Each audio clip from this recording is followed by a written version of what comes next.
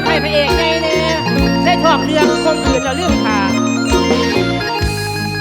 ผู้อาวุโสสุดในวง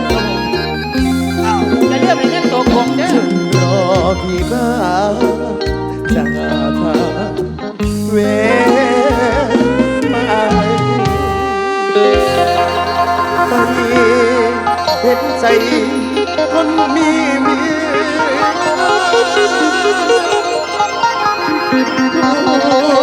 จอบลอยสิลงมา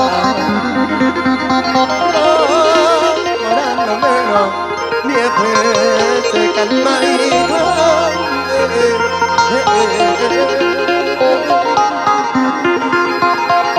ถึ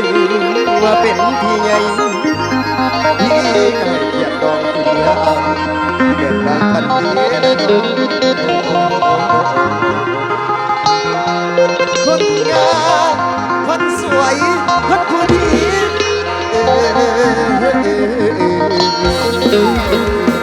เชื่อจากบ้านคุณชลีกับผมบอลบอลล่ำก่อนหลอกกันแล้วมันหมดก่อนที่ทำเฉลิมพลอาจารย์ทำเฉลิมพลมาแล้วครับเข้ากันมาเลยเนี่ย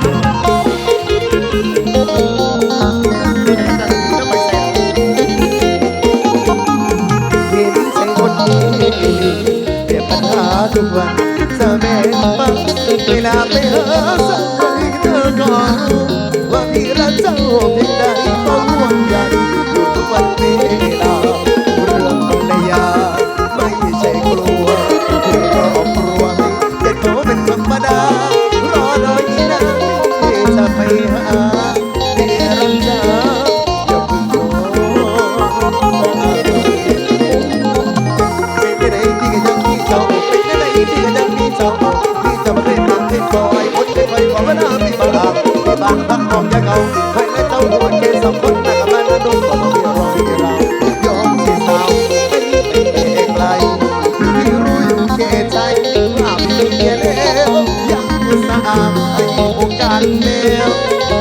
ชมแม่เป็นดาวไม่จากตามโอดแล้วหัวฉันสองเศร้าคิดถึงเจ้าตอนก่อนเมียก่อนเสียงน้อยความพันผูกระเบียรักแล้วยังเป็น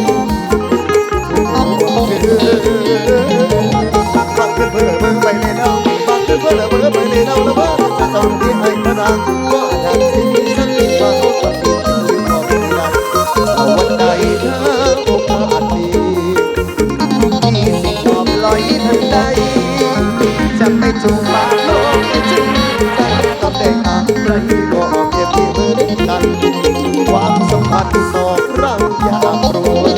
ให้ว่าชั่วก็ช่างเขาชาวบ้านร้องให้หน่อยอย่าถือว่าทรมานอย่าต้องการตาว่าอย่าโดนเป็นใหญ่เธอมาเป็นที่อายเป็นใหญ่เธอมาเป็นที่อายที่อายบ่ใบร่างไปคนจะได้คนเป็นใจให้เนาะที่ก่อนเอารอก็ละจอดไว้ทุกบ้าน